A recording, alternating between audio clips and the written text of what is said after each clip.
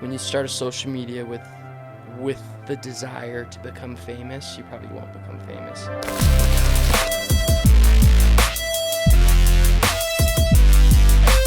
Welcome everyone, Grit and Grace, episode 13. We are with Ramy. I like that one better. I like that one better. Lizzie. No, we're with Lizzie, Ramy. She's a marathon runner, a hybrid athlete, content creator. She's a beast. So thank you. Well, thank you for having me. I always just have each guest, if you want to just like introduce yourself, like where you're from. Yeah. Just like everything.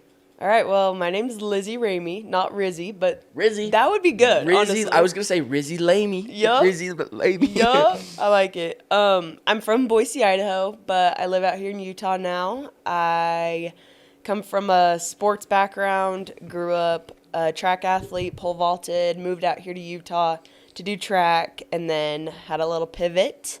So now I run marathons and I lift weights, and it's a good time.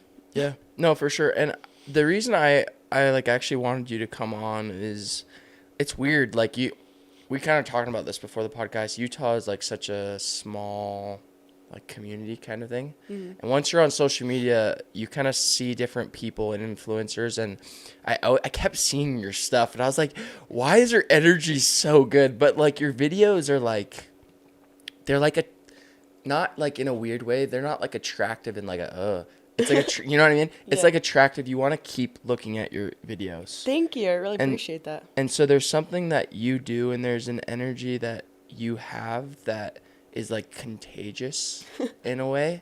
And that's why I was like, I got to get Lizzie on. So that's why I want to have you on and I want to understand why, because there's always more to you than just the social media that you present. Well, thank you. But yeah, so you said you grew up doing like sports. What kind of sports did you do growing up? So from a young age, I started doing gymnastics. Pretty much just tumbled, never did super competitive gymnastics just because my parents really didn't want to get me into like the homeschool gymnastics, you know, you're all in or you're all out type of mentality. So I trained with the gymnastics team about like 3 times a week and just did most of the tumbling stuff with them. Taught me like great body awareness. But then when I got to high school, I hadn't really worked out for a long time in that stretch. There's probably like 3 or 4 years that I just didn't really care for sports or anything at all. And then when was that? When were those? This was probably like 10 to 13 around there. Okay. So I was pretty young. But when I was 14, I just was like, I'm done feeling like this. I kind of feel like crap all the time. This is when I was in my YouTube phase, so I got really into making YouTube videos, which is part of the story now. Yeah. But I was missing something in my life. I needed to move my body, needed to feel good, feel healthy again, and I just could tell that I wasn't feeling great. So did get a start at a very young age, but I am so grateful for it now, looking back. So my aunts were huge competitive CrossFitters, and so oh really? Yes. Do you get that a lot then when people like see kind of how you lift, kind of your vibe? You get, are you a CrossFitter? Oh yeah, gymnast, CrossFitter. I'm like, those are my roots. That's where it started. It's so sick. That's cool. It's sweet, but it's pretty cool too. I think also just being a girl, like strength is so different than like male strength, and so growing up, having these women be like my role models, they were just like bad A's. Like they were so cool, and I would just like watch them throw around this heavy weight. And I was like, okay, I have the genetic potential to be like that if I work hard enough. This was at 14, and they're like competing. So at 14, you're already kind of having this mindset of like, oh, I kind of want to be. Okay, that's sick. Like that's so I've got these genetics to be strong. Like might as well just like give it a shot and see what happens, you know? And so I actually first did a season of high school cross country. So I just kind of put myself out there. I was like, I just need to move. This is before track. So you did cross country before track. So this is my sophomore year of high school. Okay. Yeah. So sophomore year of high school, went out for the cross country team. And I had already kind of started lifting a little bit on my own at this time. So the hybrid days started early. Hybrid days started forever ago. I didn't know that's what it was called back then, but I was always about the lifting, the running, all of it. Was lifting first, though? You got into lifting before running? Yes. Okay. Yeah. And I just dabbled in it, didn't do a ton with it. And then once I was in my cross country season, I kind of just put that on the back burner and would lift only for like in the weight room for sports, you know. Okay. But I only did a season, and I improved a ton just because I had nothing to start from. Yeah. And I just kind of found myself loving the aspect of improving and wanting to find a better version of myself, show up for myself, try better at each meet, hopefully see improvements. And I did by the end of the season, but I was still kind of like indifferent to the sport, I guess you could say. And then I got way into the CrossFit season after my cross country season. Then, this was funny, at the end of my cross country season, I was doing handstand walks in this field at some school, and this coach comes up to me, and I was just like being funny, because I have this gymnast background. Yeah. So just walking on my hands across this football field, and this coach comes up to me and he's like, "Hey, this is super random, but were you a gymnast?" I was like, "Yeah." And he was like, "Well, a good crossover between running and gymnastics is pole vault. Have you ever thought about pole vaulting?" And I was like, "I don't know what the heck that is." I was 15 at this point. Yeah, 15 at this point. This is like by the end of the season. So my birthday's in September. End of the season. Oh, okay. I turned 15. Was kind of dabbling in CrossFit stuff still, cross country. And I was like, this is kind of fun. This is kind of different. So I looked it up, went home, looked it up. You're like, it's that sport. Yeah, I was like terrified out of my mind. Yeah. But pretty much the sport is just like another gymnastics event. So I was like, okay, I feel like I could maybe do this. Like, it's tough. It looks crazy and challenging for sure. But, and then I told my parents. And I was like, "Dad, have you seen this sport?" Like, obviously they probably have because they've been around way longer than I have, but this was so new to me. And my dad was like, "Let's go on a drive." I was like, "Okay, this is weird." We started driving. Okay, let's go on a drive. Yes. I was like, "What do we need to talk about?" Literally. And so we went on a drive. He was like being really weird. And we pull up to this giant warehouse building. And I walk into this warehouse building. This was like 2 days after I had been told that I should be a pole vaulter. Yeah. So I walk into this warehouse building, and there's high school athletes my age pole vaulting. It's a huge pole vault facility, literally 5 minutes away from my high school. And I was like, what the heck? My dad's like in construction. And so he was like, yeah, probably 2 years ago, I was asked to build out this full facility for this coach. No way. Turns out this coach was the first ever female Olympic gold medalist in the sport. No way. I was sitting there, I was like, what is this? So somehow your dad was connected to pole vaulting in a weird way through his work. Yes, randomly. Yeah. Out of all sports, everything, yes. And I was like, this is so strange, but okay. So, and I was too young at the time for him to be like... I'm thinking about it too, because the roof has to be really high. Huge, yeah, so that's why it's in like a warehouse. A warehouse, that makes sense, yeah. Yeah, because some of these vaulters will come in and vault like 17, 18 feet, so the buildings have to be huge. Yes. It's actually unreal. Yeah. Oh, the coolest coolest environment ever. So sick. And my coach was amazing. So I started pole vaulting, and I was really bad at first. It's once you get the hang of it, it gets easier. It gets more challenging because you have to push heavier poles and you have to run faster to build more speed. But I got super competitive with pole vault. My coach was amazing. I feel like she really just encouraged me and believed in me and just turned me into an athlete, essentially.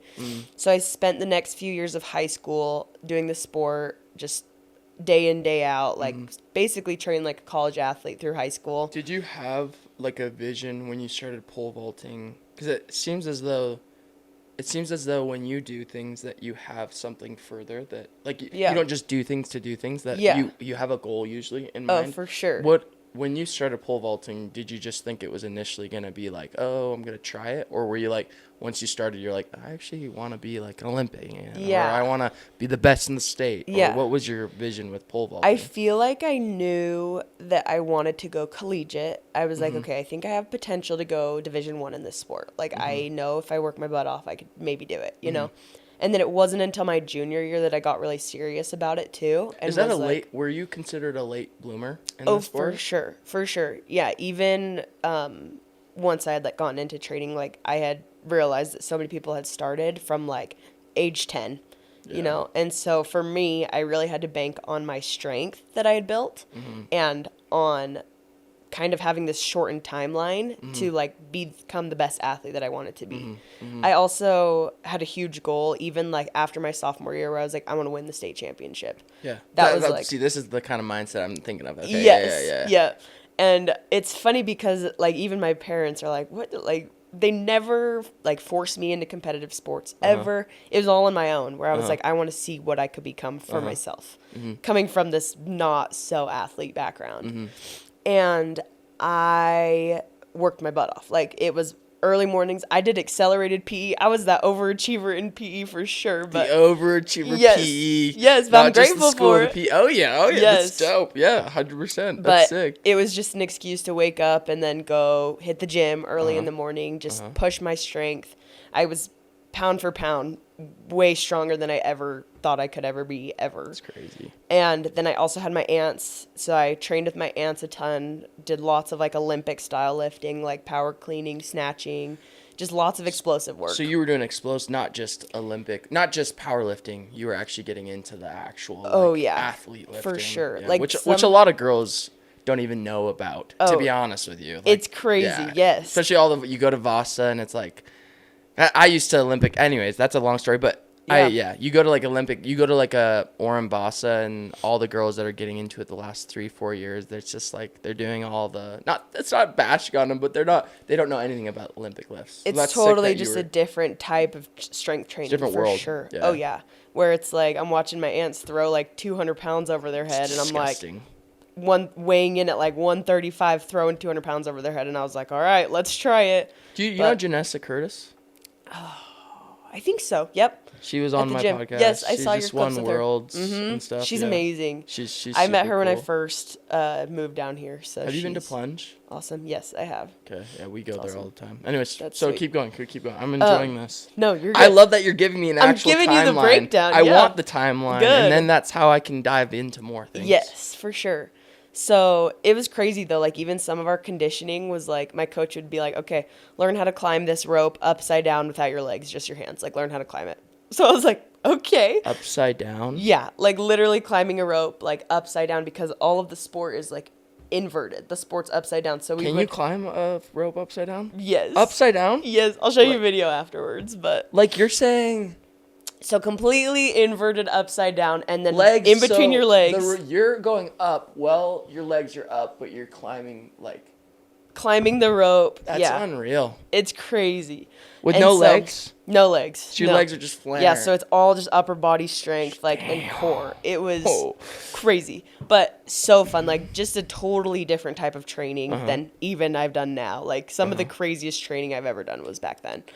But ended up winning state championship my senior year, and I had a huge mental block my senior year. I'm a 2021 graduate, so COVID shut everything down. It forced me to like lift in my garage, and I just got crazy strong, would do sprints in my backyard, like was committed. And that was, I think, the turnover where I was like, okay, I can either sit on my butt or I can use this to my advantage. Like, so you graduated 21. Yeah.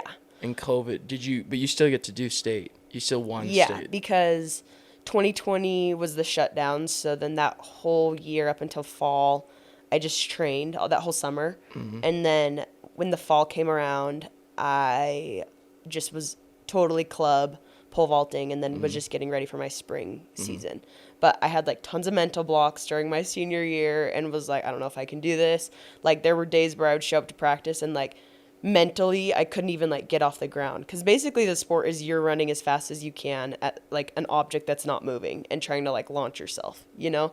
So it's terrifying, and if you get like any type of mental block, it's hard to get out of it. So it is a mental thing. Everything is. For sure, but it's like, is it a fear-based mental thing of like, do people get scared when it gets higher and higher? For sure. Like, of injury? Is that kind of for sure. Is that the main blocking point from getting higher and higher? Yes. Fear of injury? Oh, for sure. And you just watch people like get up and then like their pole goes the opposite way, or there's like so much room for error. Yeah. So you really have to be like on your mark, on as fast as you have to keep up the speed every single rep.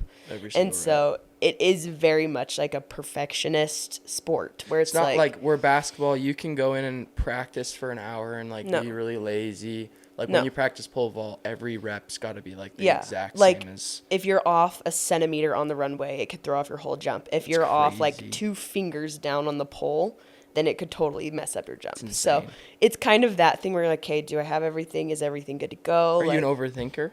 oh, for sure I Okay, am. so- Yep. And a little bit perfectionist. So then I've had to learn how to undo that Mm-hmm. through just competitive sports because you can't be a perfectionist. You know, you got to like just kind of show up and let things be how they are, be athletic with things. But ended up on a 3rd attempt jump my senior year, clearing the bar. And that was the jump that would have made or broke my state championship win. So it was like final attempt. I was the last vaulter to go, and I was like, "Okay, it's all or nothing. Let's go." So sick. And I just like remember just like saying a prayer, being like, "Okay, you've worked," like flashbacks from everything that I've trained for my whole life, and then just visualizing it, seeing it, making it happen, and then I just turned around and I have a picture too. But you see me just.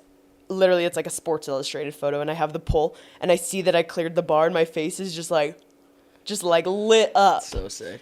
And I think that moment was for sure the turning point in just my whole athletic career, where it was like, okay, I worked so hard for this one moment that I know and have the confidence that if I wanted to do something challenging like this again, I could, because I have the faith to do it. I have the work ethic to do it. I know I can make it happen in multiple aspects of my life. So I feel like that mentality was like the biggest gift that I took from pole vaulting. I ended up going to college and went and did my first semester at BYU. It ended up just kind of not really turning out how I had planned for it to. And it threw me kind of into an anxious spiral a little bit. Where That was 2021. Fall of 2021.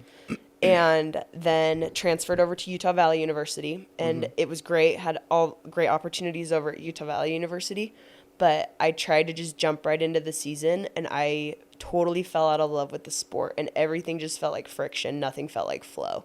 So I was just struggling really bad, and I ended up going to the coach and being like, I'm done. This is crazy to give up something that's been my dream for so long, but I'm done. And so I went a different direction, started strength training a ton, dabbled in powerlifting. Heavy powerlifting was the strongest I've ever been. And then did a little bit of bodybuilding, cut all my powerlifting weight, and never stepped on stage, never had a huge desire to step on stage, but then ran the community 5K, Pioneer Day community 5K in Mapleton. And it was kind of just a joke. Like I had some friends the day before that were like, do you want to do this At this point, with us? you'd stop cross country in grade 10 or sophomore year. Yeah, I stopped cross country forever ago. So I was like, I'm not a distance runner. Yeah. Spent all of high school sprinting. And then... And when you're in the this is a funny transition. When you're in the weightlifting world, when you see long distance runners, you're kind of like, weak. You're like, these little cardio. twigs, the cardio, we don't do that. No, that's- walking for 30 minutes on the treadmill is like a chore. It's terrible. a chore, yeah. Yes. And so you decided to run the 5K. So I had some friends. I remember we were all sitting around the hot tub, and they were like, I think, and this is funny too, because I feel like it was just a bunch of my guy friends, and they were like, we think it'd be funny to like dress up. And I still will talk to them. I'm like, I feel like you guys were the reason that I became who I am today, just because of that moment. But we were like, we're going to dress up. We're going to just run this 5K. It'll be funny. I'm like, 3 miles is far. I'm like, I am not conditioned to do that. The day before I ran for like 30 minutes. This was 2023. So I ran for like 30 minutes the day before. I was like, let's see if I can do this. And I ran the race, didn't die, and I was like, okay, I think I could do more than that. Like the competitive version of me is like, what could I do with this? So I signed up for a half marathon, and then by the time I was in my half marathon training, I had like a 10-mile run, and at the end of my 10-mile run, I was like, I'll just do 3 more. I just want to see like I could do the half right now. So then I ended up signing up for my first full marathon in November. So that was from July to November. That 2023. 2023. Yep. And then So in that, after you ended pole vault, I'm such a timeline guy. No, So you're good. The pole vaulting ended in fall of 21, 22? Spring of 2022. Is when you were like, I'm done. So Yes. spring of 2022. And then you just kept with your weightlifting, you kept with the Yep. body, you kept with doing all got that. Got a job at the gym. And the gym. so when I got a job at the gym, that's like my whole community wasn't like track or anything anymore. It was all gym, fitness, everything. And then the turkey thing was... Or the 5K? 5K, yeah. The turkey trot, similar. That was July of 2023. So it had been some time. It had been that I'd spent, over a year. Yeah. That this is happening. Yeah. Okay. Yeah. So then pretty much a year after that I was like, okay, so let's last summer give it a shot. Essentially when you ran this 5K. And then Yes. you were like, okay, I gotta... Like, okay, let's try this. Let's try it, you know? And so I got competitive. My Was splits, it something that made... What clicked you into the behavior of like, I want to do more? Because like, you ran the 5K, you didn't die. Yeah. Was there something someone said that made you like, oh, maybe I could do better? Or did you enjoy the run? Or what? No, running sucks. Like, I'll be honest. I'm like, running's tough. Yeah. So what made you be like, I want to try think it was the first thing in a long time that had like totally taken me out of my comfort zone again. Okay. Because I got really steady in the gym, but it's like pretty much in the gym, for me at least, it's like you build your like dream physique or whatever, you know? What after that? You know, like, that's sick, you got a 6-pack, but it's like that doesn't take you much further, you know? Yeah. And so in the bodybuilding culture and community, I feel like there are like a means to an end unless you're going really competitive with it. So for me, I was like, I don't really want to get on stage right now. Like, I don't really want to go all in with like dieting, restriction, because it just didn't feel like me as much. Coming from an athletic background, eat to perform. Performance I'm like anti bodybuilding. I think the performance, not that bodybuilders are bad, but I think the performance side of things is much cooler than very cool than just looking strong. I'm like, being strong is much cooler than looking strong. Yeah, for sure. My opinion. So that's your transition. So then you started. You did the half. So I actually was injured, so I didn't even end up running that half marathon because I was like, I want to preserve myself. I had just a little bit of like some foot pain. So I decided to preserve myself for my marathon in November. I ran one in California, and that was the race where I was like, okay, if I really put my head down and lock in with this race, I could Boston qualify. And I had just like had the splits, had the times, had the numbers in my training where I was like, I believe I could do this. Like, I just got to lock in. Same concept as the pole vault state championship, you know, visualize it, do the work, and then make it happen. So I showed up to that race. Worst time of my whole life. Like, it was miserable. I was miserable. I ran it by myself pretty much. Like, it was so hard, but I learned so much. That was the bar. Or that was Big Bear in California. That was a full marathon. That was your first full marathon. Oh, for sure, yeah. You ran it by your own. Ran it by myself. I had some guy friends that were running the race too, but they were way faster than me. So yeah, I was dusted so fast. That's sick though. But so I did have some community, and then I ran that race, and it was pretty much just like running as fast as you can. Pretty much like a marathon feels sometimes. Racing a marathon feels like a lion's chasing you for 3.5 hours. Like, that's how it feels, where you're just running nonstop as fast as you can, and you have to keep pushing yourself when it gets hard to like keep those paces, keep it up, and it's definitely tough. So I don't think I trained, but I had a shortened training period because I like became a runner in July, ran this marathon as fast as I could in November. It's a pretty short turnaround to become a runner, and then train for a fast race. So I qualified. I think my time was like a 3:24. Yeah. 3:24, and then at the end of that marathon, I actually met two of my now best friends at the finish line. So just these two girls. My one. Yep, those are my girls. Too. My shorties. Yep. Okay. And I think that was honestly my shorties. Yep. Shout them out. What's their names? I forget their names. Isabel Jensen and then Lexi Watts. Okay, cool. Are the two girls, and they had started doing like running stuff on social media, and I'd seen their stuff pop up, and then I was just consistently like posting my stuff on social media too. Yeah. So then I felt like anytime I went in public, people would be like, "How's your running going?" I'm like, everyone knows I'm running, so bet I run this marathon, I guess. But I met them at the end of that marathon, and then that marathon, like, the recovery was so hard for me, like, totally took me out. I, like, pretty much gave myself bronchitis, I think, because my lungs were just what just happened. Yeah. And I'm coming from a sprinting background. I don't genetically have that endurance base like some people do, where I'm not conditioned that way. I'm conditioned to be a sprinter, fast twitch. Like, this was totally new for me. It's a completely different world. Yeah. Totally different world. But so I just kind of got out of it a little bit, went back into the gym, started strength training a ton, and then would run here and there with my guy friends still. And I was on a run in the canyon on a snowy day in last January, about a year ago.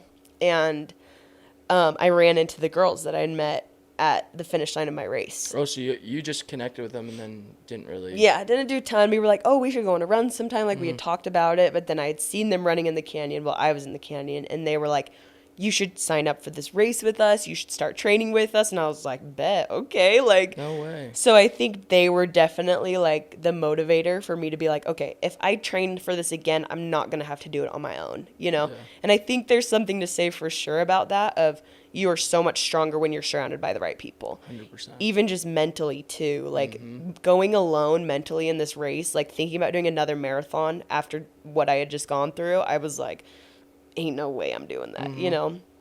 And so I started training super consistently, and I was like, we'll see. Training in the winter's so hard. Like, it is freezing in Utah. So cold.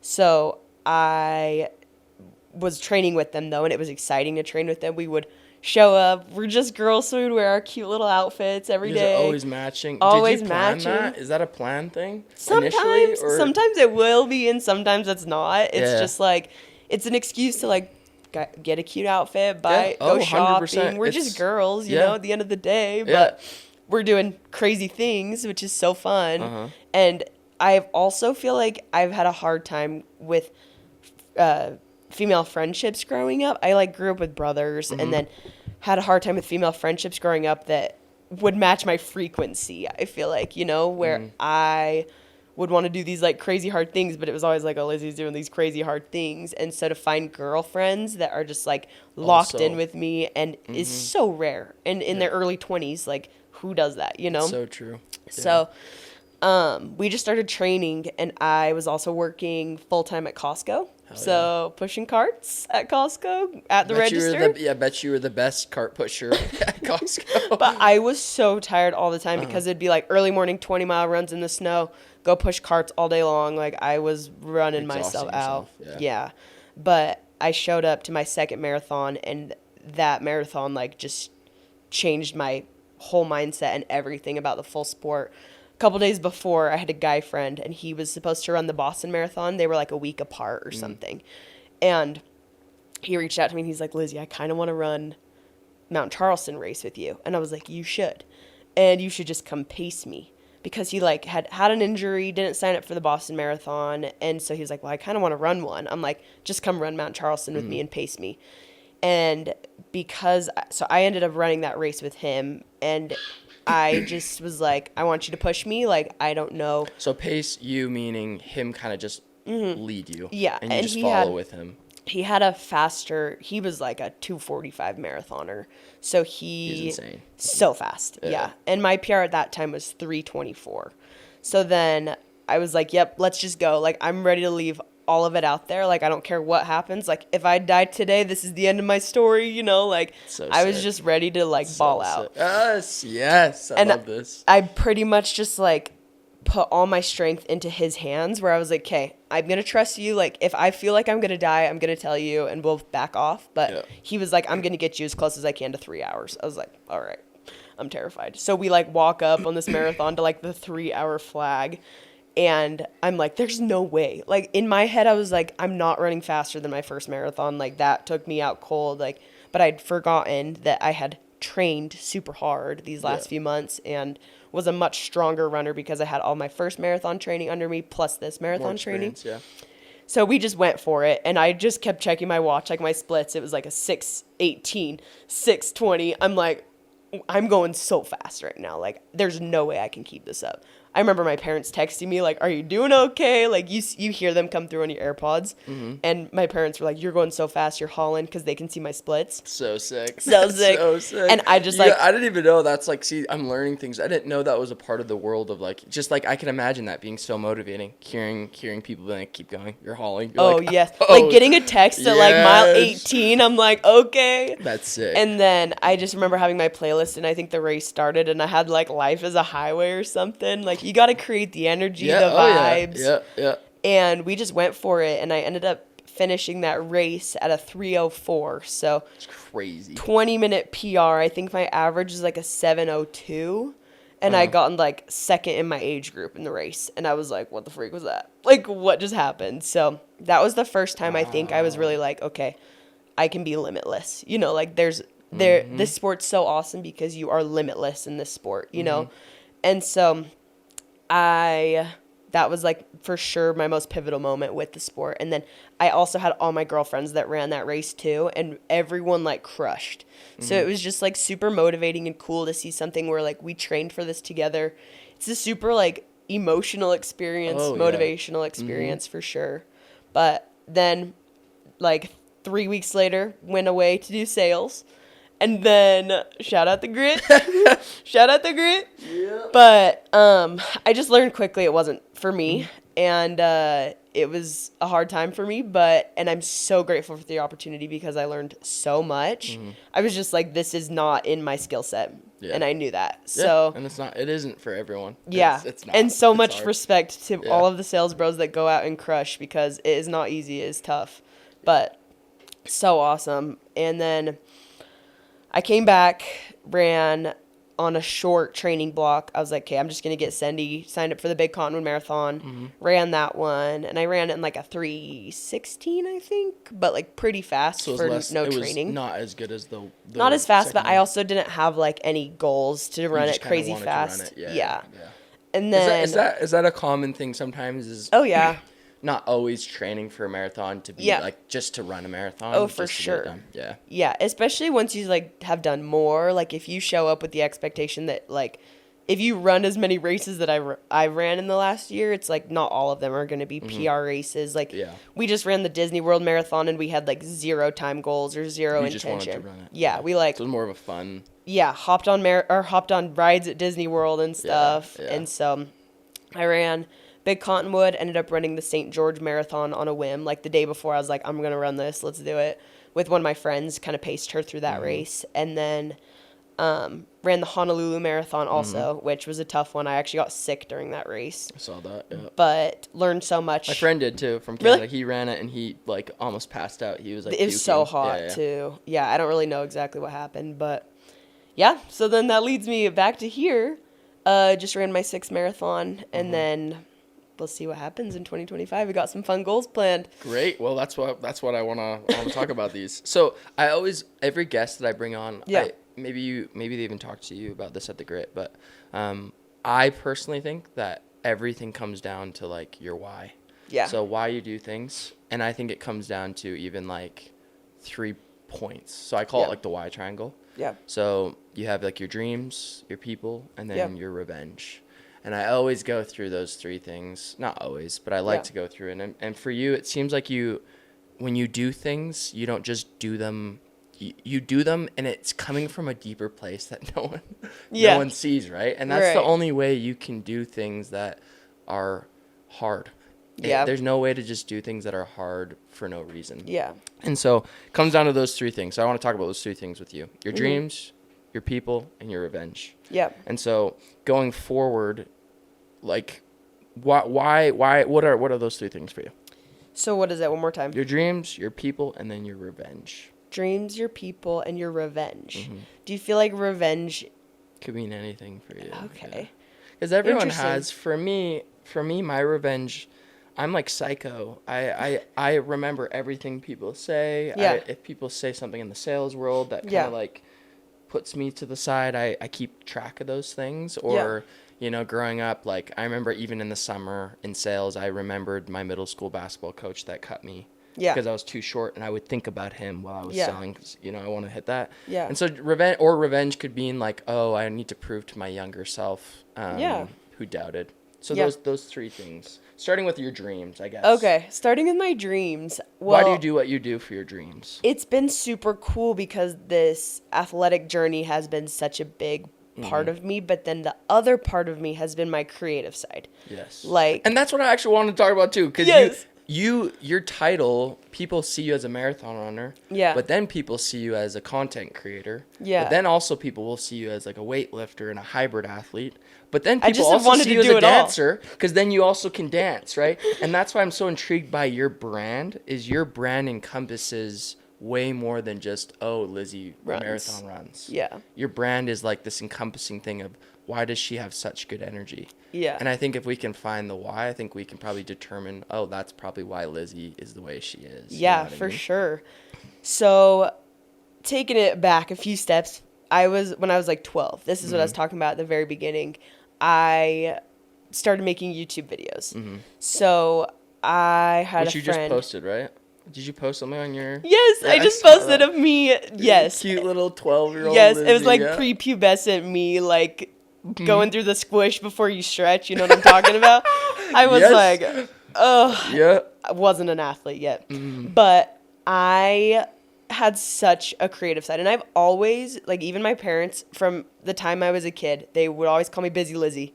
Always Busy Lizzie. Like, Liz Biz was always like my nickname. I was nonstop moving all the time, like always staying active, even when I was a little chunky kid, but I was always moving, always had tons of energy. No, I was a little chunky kid. That's I okay. was. The chunksters know. Oh, You're- I think it forced me to be funny, and so then I had to learn to be funny first, which was good. It's very character building. Yeah, yeah. But, Oh, yeah. 100%.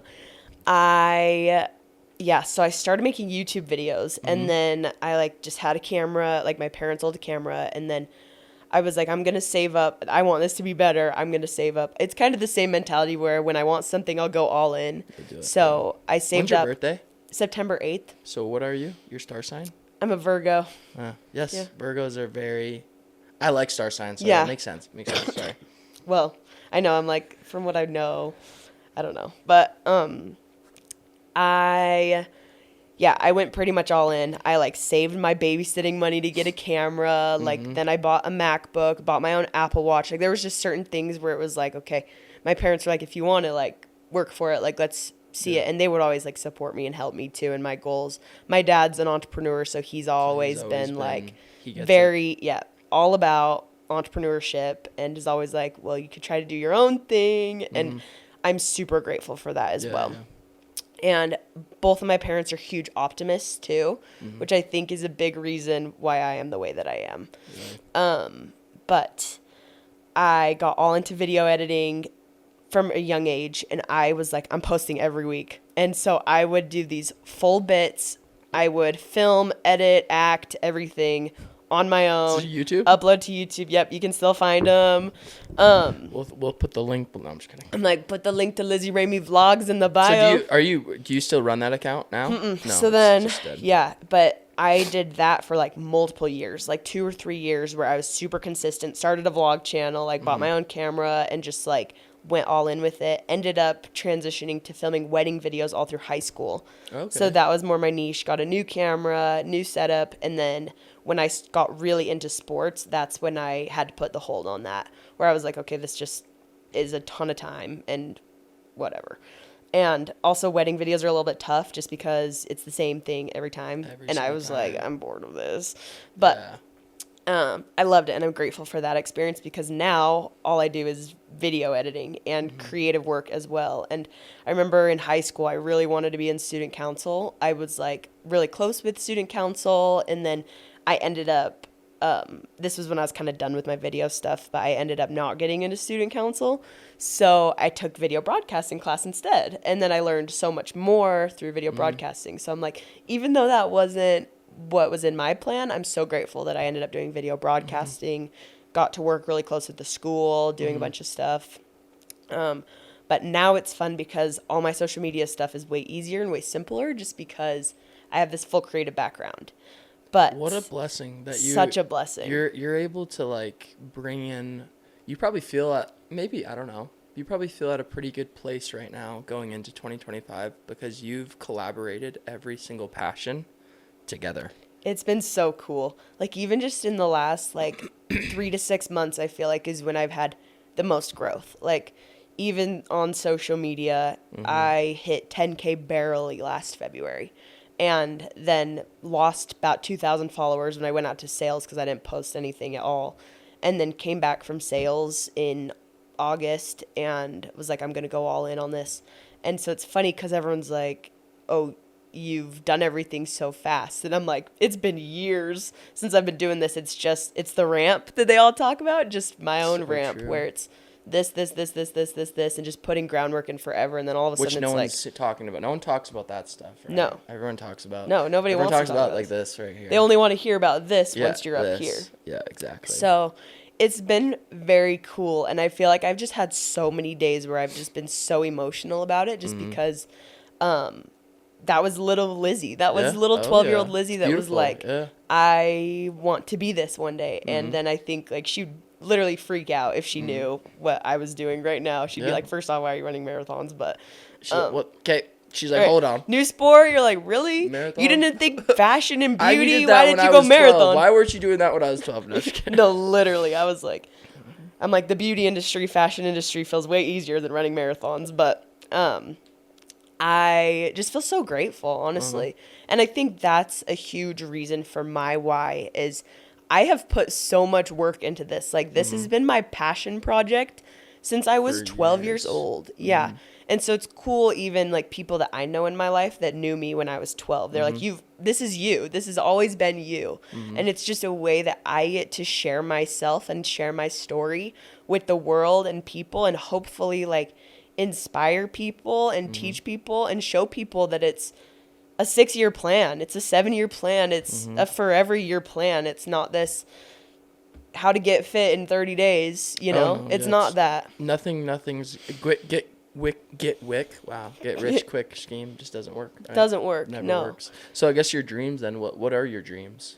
I think like even a few years ago, I got into like personal training a ton, and I was working with different groups, different scenes or whatever. And my dream is to target the 12-year-olds to the 18-year-old girls, honestly, and to show them how cool it is to have a strong body. And there's so much that gets twisted in the fitness community and culture, and through social media too, everything's completely over sexualized. And I think that's really hard to watch, and hard to watch just friends struggle with relationships with their body, relationships with food, and just relationships that are so irrelevant compared to the ones that actually matter. Like, how strong can I be? How passionate can I be about life? How exciting is this journey? And I think that's where my energy comes from too. It's like, I'm just a girl just like anyone else that, you know, grew up not an athlete necessarily, and then I built this for myself, and it's been the most beautiful, most amazing journey ever, and it's given me so much purpose. And even just like showing up to random places and having people recognize me and be like, I ran this marathon because of you. Like, I always without a doubt go back to 12-year-old me that's like can't run 30 seconds without passing out, you know, or so your people essentially, that could be your people of your whys. Your people is all the girls, and it's so much deeper than just inspiring girls to run. It's inspiring girls to feel comfortable with having a strong body, to feel comfortable who they can become, who they can actually enjoy become. To like spend the time to love fitness. And it's amazing. So that's cool. That's your people, as well as your family, for sure. You talk about your family, your dad inspiring you, entrepreneur, I'm sure your mom, just everything. And then your dreams, like in, let's say 10 years from now, where do you, like, actually, like numbers, I want to hear like the specifics, like 10 years from now, what is Lizzie doing? Where is she and what's she doing? Well, it's funny because I feel like this is going to sound cliche, but I never ever thought of myself to be that type of like entrepreneur type. It makes sense, I feel like, now looking back, but my biggest goals and dreams are to be a mom and to have my family and to protect my family and to be married one day.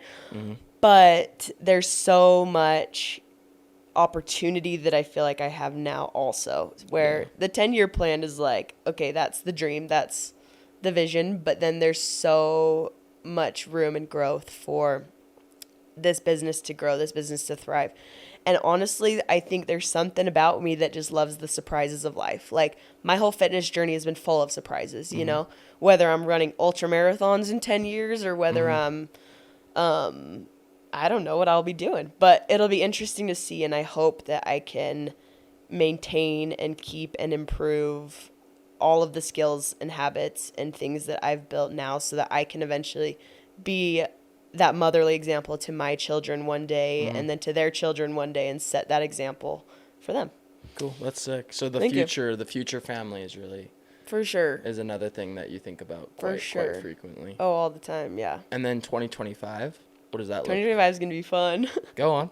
It's going to be Why super is it going to be fun? Why? Oh, I've got a lot planned for 2025. Yeah. So we have a few race plans, and I don't know who's watching this, so I'm not going to announce all of them. No, you're good. But it's like temple announcements. No, I'm like, July 2025, this marathon. No, literally. But we do have, so also my friends, I have to make it a special announcement to them because I would not be where I am at all without them. Like, we support each other and we have the best relationships with each other too, that it's so fun and unique to have this opportunity where we get to do so much together and get to meet so many people together and have these opportunities. It's amazing. But as far as this year goes, I have a half marathon in February that I'm super excited. That one will be in Texas, in Austin. So that one's going to be fun. I'm actually doing a high rocks competition. So I don't know if you've seen those or heard of them at all, but it's similar to a CrossFit competition. So this will be totally new type of challenge. Okay. Yeah. Lots of lifting, lots of running. Bring back CrossFit. It'll be fun. I'm excited. I don't know how it's going to go yet, but it's going to be fun. And then Boston Marathon will be the big one. Oh, so you are doing Boston. When is that? April. Okay. And then is there other marathons that you just won't in the announce, works for sure. Yeah. How many marathons do you think you'll run in 2025? Just estimate. I think 2025 is going to be not as much for the marathons. Okay. It's going to be more for branching out, maybe some triathlons in the works. Ironman maybe one day? Ironman one day. I would start small for sure. I don't think I would go straight to Ironman distance. Is that like something you want to climb? Like you want to start doing Ironmans, ultras? Yeah, eventually. Maybe a 100-mile run. Yeah, because once you've done enough challenges, it's like, okay, how can I challenge myself more? It's either you get faster or you try a new distance or something. So would you say going forward, would you say your focus is more on building your brand and your page, your Instagram, your social media?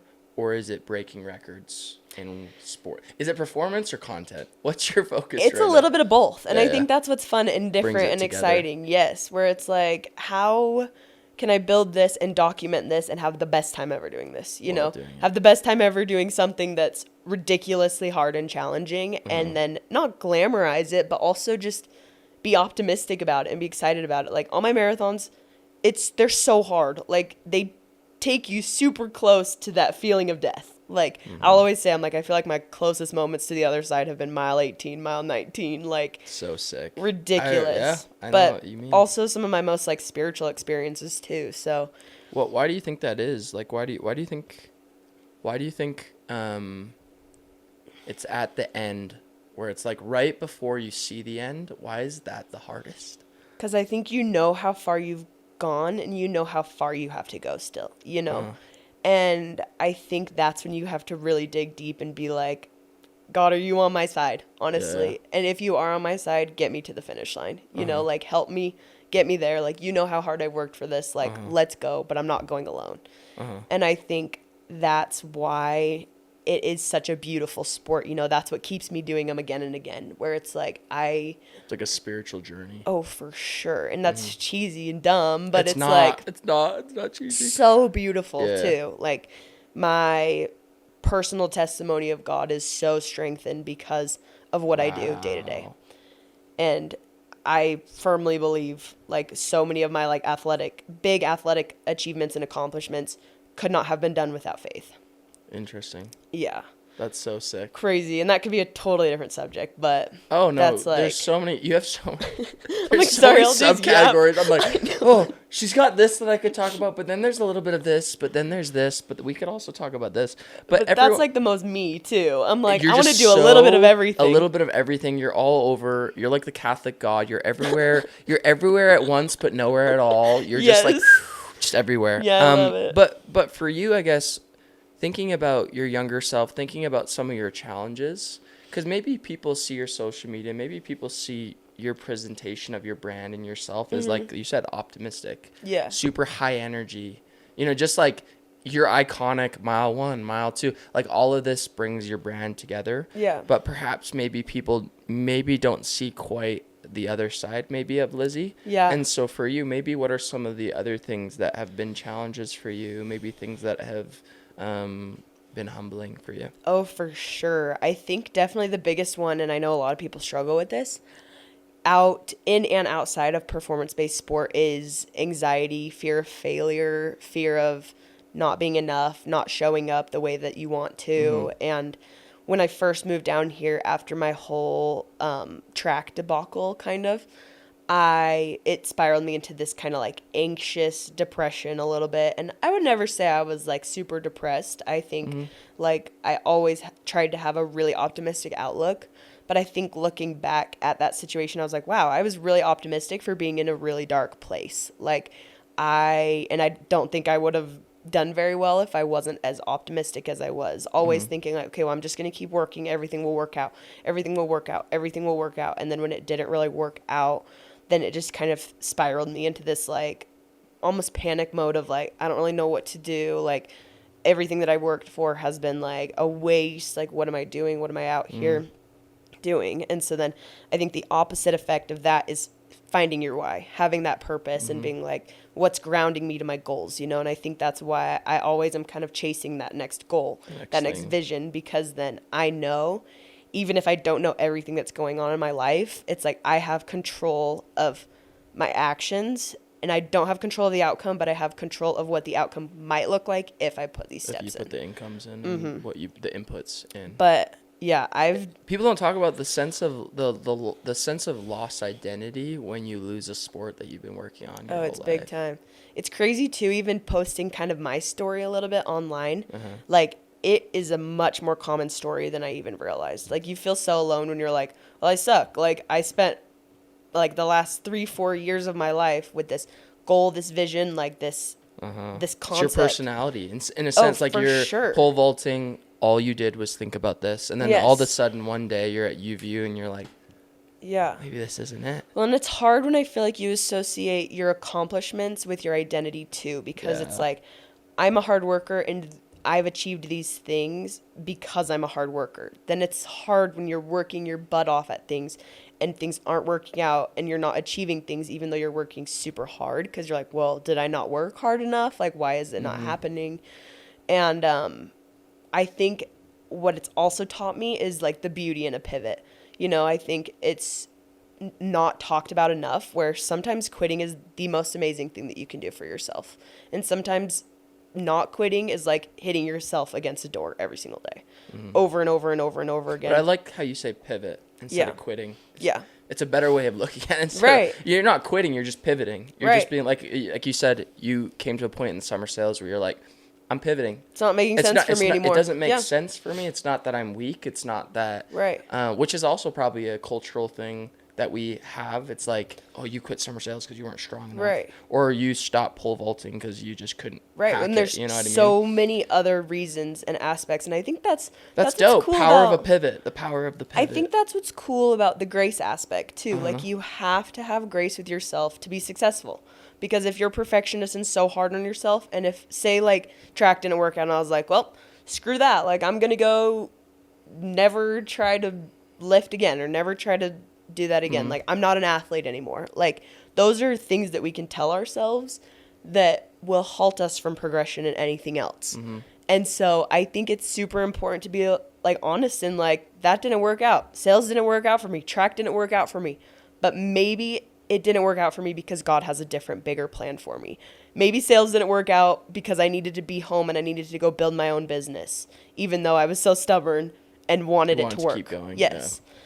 Yeah. And that is one of the biggest things I've learned too, just in my full journey. It's like, there's always something bigger. There's always something more beautiful that will come to you when you let go of things that aren't serving you. It can be in friendships. It can be in relationships. It can be in things, work, everything. That's amazing. That's so sick. So thank you. For you, winning, what does winning mean to you? I love this. This is so funny. I have a full thing in my notes about Do this. you know Tim Grover? Oh, yeah. You know the book Relentless? Yeah. The book Winning? Yep. It's everything to me. That's literally everything. Tim Grover. Those are the only 2 books I think that I've ever chose to read. I hate reading, and they're the only 2 books that I've read, really. And the Book of Mormon on my mission. Love it. Good one. But yes, good book. But what does winning mean to you? Everyone has a different definition of winning. Well, I think it's cool because, I mean, I have had wins, like I know what it's like to get a gold medal at something, I know what it's like to win at something. Yeah. But I believe that, like, even crossing the finish line of a marathon, the real win is getting through all of those hard training days, showing up for myself day in and day out, and crossing the finish line is just the celebratory, like, I did it, Yeah. And so the win for me is every single lesson that I learn along the way, because I feel like every single lesson that I learn about myself is me putting in a little bit more into my jar, into my cookie jar, like what makes Lizzie Lizzie, what makes her her. And to me, that's more of what winning could be and is just being proud of the person that I'm becoming in the process of growth, in the process of life. It's not like you achieve one thing and you're like, I did it. I'm good. Yeah. God, take me home. Just kidding. Yeah. It's just Jesus, take the wheel.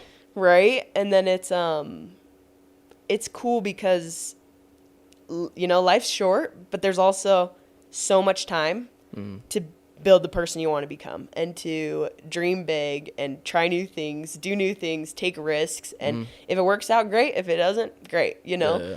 But I sometimes I say that I'm a professional life enjoyer, and I think that's what keeps me going every day. And if I keep telling myself that, on the days how do you get to that point? Like, what is it? What? I think on the days why are that you so suck. optimistic? Like, wow. I think just because of my faith, honestly. In like, what?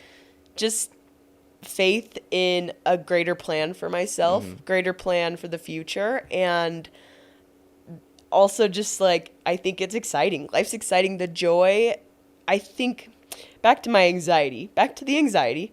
Your energy is just so good, and I'm like, thank you. I love all you just say all these things. I'm like, no, I'm like, sorry, I told you. I'm like, no, sorry if I get all over the place. But I'm like, why is your energy so good? Do you think it's like nature and nurture? It's those 2 things. For sure. Where do you think those are bringing in your optimism and power? Like, is it watching your parents, or is it something that it's a gift from God that you just have this optimism? Because I'm not very optimistic. Thank you.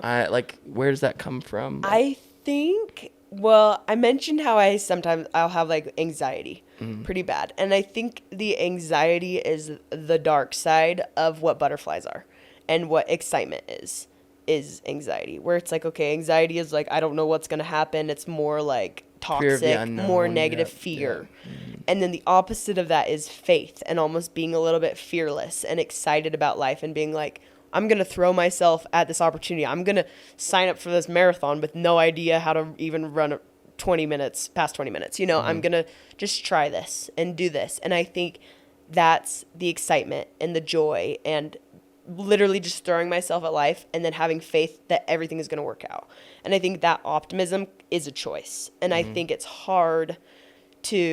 super hard to have optimism, especially when life gets terrible and dark. It's so easy, but if you tap into that anxious cycle, it's just downhill.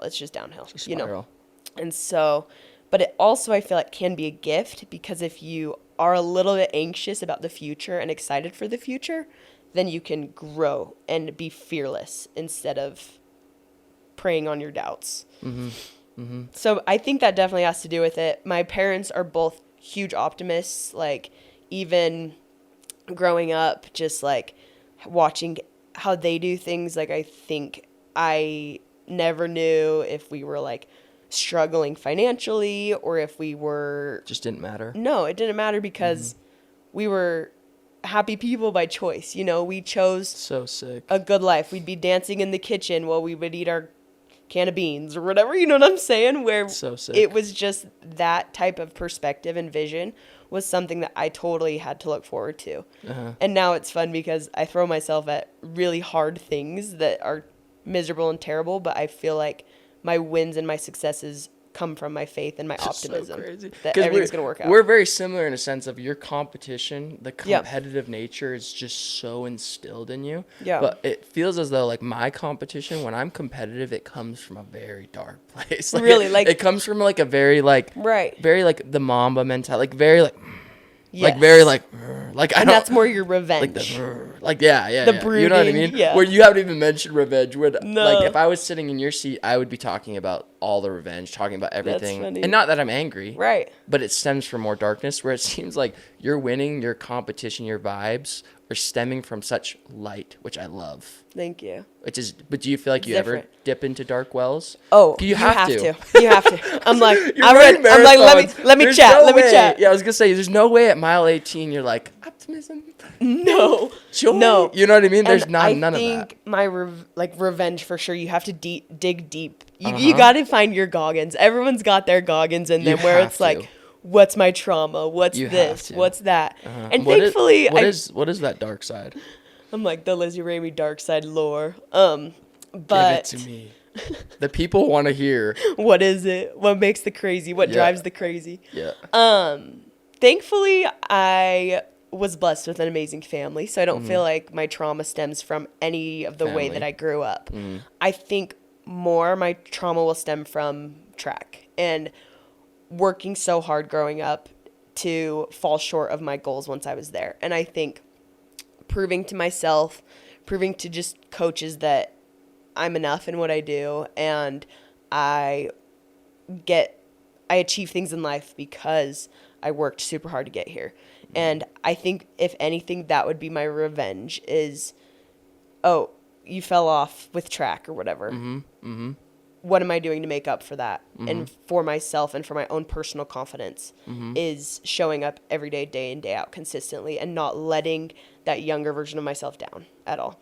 Because I think if I didn't, then I would for sure have issues with that, honestly. Just feeling like I never reached my potential or never got to where I could be and wanted to be. And I think legitimately most of what I do is for my younger self. I feel like I just you're very same as me, have a lot of grace with that person and that girl and who she was and what she knew at the time, that I'm like, I just want to do it for her, you know, and do it for her and then do it for my future posterity, I think, too. This is I'll wrap some questions. This is a cool question. I was asked this the other day, and I want to ask you this. I've never asked anyone this on the podcast, so you're the first one. Okay. You're the trial.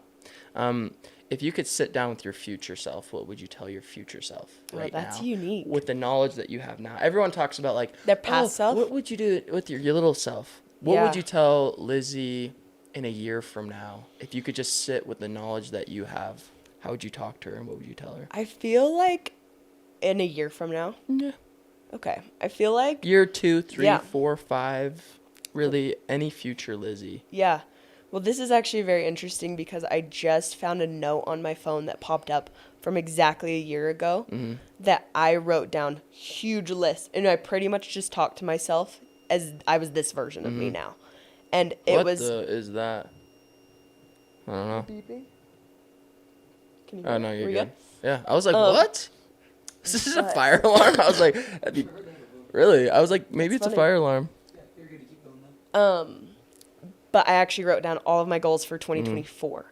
And some of them were goals that totally worked out for me and goals that didn't work out for me. But I just read the note and I just started sobbing because the things that have happened to me in the last year were completely different than how I pictured it to go. But it was so much greater and so much more beautiful than like what I had even thought I was capable of a year ago. Wow. And they were super ambitious goals, just like do this, see if you can do this, make this happen, like very ambitious goals. And I literally, I remember I was on a drive the other night and I just sat and I found this note and I just like sobbed because I was like, I remember I had some type of note I made and I was like in not a dark place, but just ready for change, ready for growth.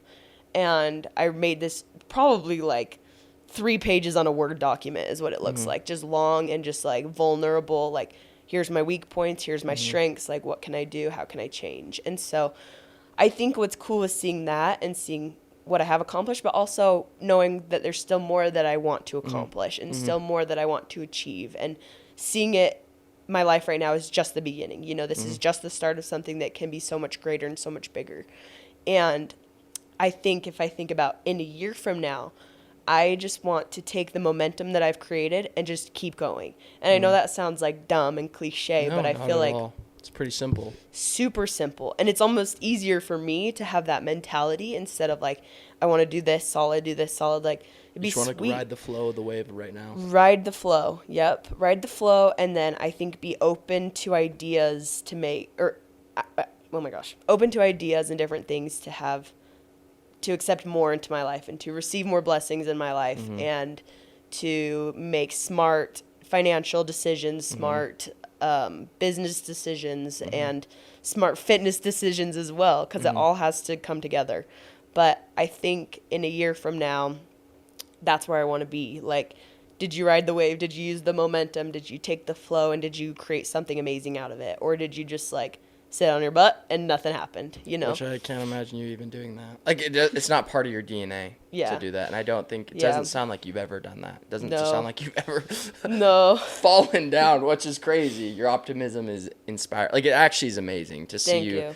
like, and it's like another thing, smiling, dancing, laughing, music. I'm like, her energy is too good. I'm like, she's too good for this world. I'm Not like, holy, even. it's crazy. You're amazing. Thank you. It's It's just brick stacking. That's all it is. You're just stacking wins, stacking dubs, really, essentially. Thank you. If you could bring down, last 2 questions, if you could bring down the 5 most important things to you as far as values, your 5 highest values, what does Lizzie Ramy value the most? And then, Values. Let's see. 5 most important principles. How about that? Okay. They could be lessons. They could be anything. Mantras. Yeah. Quotes. I think definitely like family. Like, where's your family at? Like, your closest people. I think family can be your actual biological family and then your closest people to you, your friends, your people, you know, like, I believe that if you surround yourself with the right people, you will thrive. You'll thrive. And I've had moments that I've really felt like my people have totally led me and helped me in moments where I'm like, my people have got to change a little bit, you know, like I've got to do some fluctuating a little bit in my friendships just so we can all win together, you know? So I think I was really stubborn to the fact that your 5 closest people are the makeup of who you become, and I firmly believe this now. Yes. So that's one of them, and I think that can have to do with family too. Being optimistic and having faith, I think that can go a spiritual direction and just a regular direction, like your own direction. Yeah. Being optimistic about the future, Seems like hope is such is huge. That it's like you embody hope. It's Thank really you. cool. No, like you embody this idea of like not just optimism and not just faith, but like hope is so instilled It's in deep. you. It's so sick. I think So it's cool. also cool. And it's not just delusional confidence that you, No. because everyone has, like, all winners have this delusional, like, oh, if he can do it, I can do it. Right. Yours stems from a genuine light of hope. Of, Yeah. like, seeing. Thank It's you. so sick. It's so cool. I sometimes like to think of it like when I make a decision and when I set a goal, that's me planting my seed. So that's me physically like, okay, if I write down my goal, this is what I want to do, this is what I want to achieve, that's my seed. And then it's up to me and then up to my faith that that seed's going to grow into something big. Yeah. But I still got to water it. I'm thinking about this. Is so I have weird. My memory's weird. I don't know. same. I have like this weird. When I see people's profiles, when I have guests, you're saying this. I remember a video. I just remember these weird things because it's such a winning thing. But I remember there was a video of you with your friends or whatever, and you're like, if we say we're gonna do 20, we have to do 20. Like, it's so cool because you really everything you're saying you know, you can see people on social media and you can see the way they act and the way they post, and then you meet them in person, you're like, there's some discrepancies. There's some like, maybe you're not what you literally are, like everything you're saying. So that's cool. Sorry. Thank you. That's an example. No, that's funny. Yeah, so I think family, faith, very basic, but two of the biggest things for sure. I also just think discipline at the core of everything, hard work. I think these are funny principles because I feel like those are the two people, family. Yeah. Optimism, hope. You could throw that in. Yeah. And then, what did you say? Just work ethic.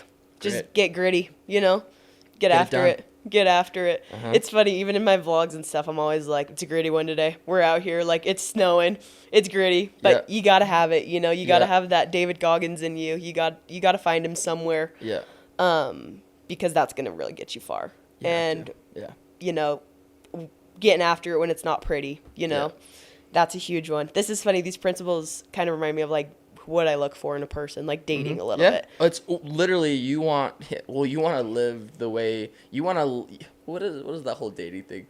You have to be the person first, and then you have to find that person. Or Totally. Whatever. Yeah. Gritty. Get gritty. Two more.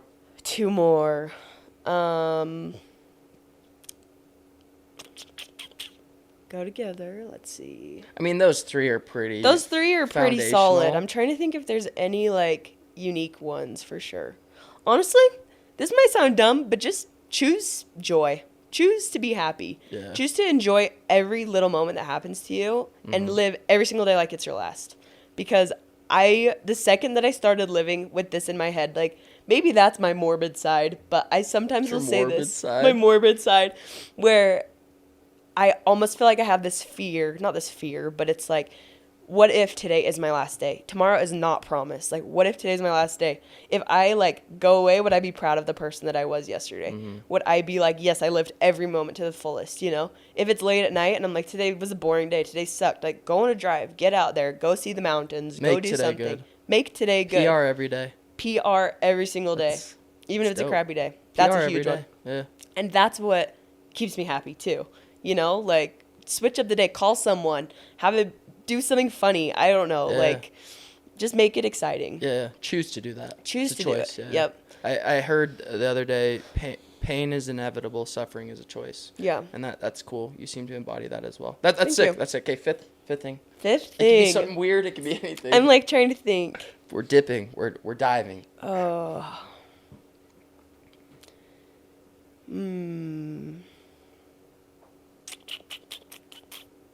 Something good. One last thing you're looking in your future husband. My future husband. I think this was in my Instagram bio for a long time. And I think it is spread goodness. It's simple. Just spread goodness to as many people as you can. And I think if you go to any approach, social media is tough with this because I feel like everyone has their own profile. It's easy to make everything about yourself. It's easy to, and I think a lot of people are totally guilty of this is me, this is my accomplishment, this is what I'm doing. But even when I talk to people about like building their own personal social media platform, it's spreading goodness to people, giving people educational things, things that are good takeaways. And if you can serve more people and spread good to more people, then you will feel blessings from those experiences. And I think the more that you can just spread goodness to everyone you know, literally, then the more good things will come back to you as well. That's powerful. So that's probably my last thing. Service. Serving other, impact, having, because the byproduct is when you start a social media, and I could be wrong, but I feel like this is the principle of life. When you start a social media with the desire to become famous, you probably won't become famous. If you start a social media with the desire to impact, spread goodness, to help other people, the byproduct a lot of time can become famous or become what you're doing, you know, actually having impact. So that's really cool. And that's it'll awesome. I think it keeps that person motivated forever and ever. Exactly. It's back to when the why is so deep, the how and the what are just irrelevant. It doesn't matter. Yeah. It doesn't matter. And same thing when your why is money, you make a lot less money. When your why isn't money, you make way more money. Yeah. It's just how it always will be. It's cool. It's the energy shift. It really is. It really is. And it seems like you read a lot. Do you read a lot? I do. Oh, gosh. You got to send me more. I never read. So it seems like all of your knowledge, it comes from experience, but as well comes from learning. It seems like you're an active learner who wants to pick up on things. Yeah. For me, obviously, grit and grace is my favorite 2 words in the dictionary. I always have to say this. It was before I joined the grit. But for you, when you hear grit and grace, what do you think of? I love it. I think even through what we've talked about today, I feel like I've incorporated both of those words myself just 100%. Because you've not mastered, you embody those 2 things. Thank you. Thank you so much. Yeah. I think to me, grit, I mean, even what I do, it's very gritty, very gritty. Yeah. It's hard. I think it's important to know what hard work really is like and to test yourself there and kind of callous yourself in this greater version of you, because that's how you grow. You know, you got to break down the muscle in order to build the muscle. Yeah. And I think the grace aspect is being like, okay, you can be gritty, you can get after it, but then the grace is be patient with yourself, be understanding with yourself, love yourself, and everything will work out for you in your favor. No, for sure. It's like almost like break the muscle to build the muscle, and then the grace is to enjoy the muscle and to have patience with the muscle that you build. I love that. What does it mean to you? Oh, good. No one's... Oh, you're reverting it on me. No, I agree with you. I think it's the same thing. I think we look at the best leaders in the world. We look at Jesus. I think he lived every day with perfect grit, but he lived every day with perfect grace. I love it. And I think if you don't instill both of them, you have a imbalance. For and sure. not to say life is about balance, because it's not. It's about presence, I think. It's more about everything you do being the maximizing your presence. Presence, simplicity, gratitude. I think those 3 things are the foundation of grit and grace. And so, yeah, that's very cool. That's me. So, well, thank you so much. And thank you for having me. That's a wrap for episode 13. Peace. Peace.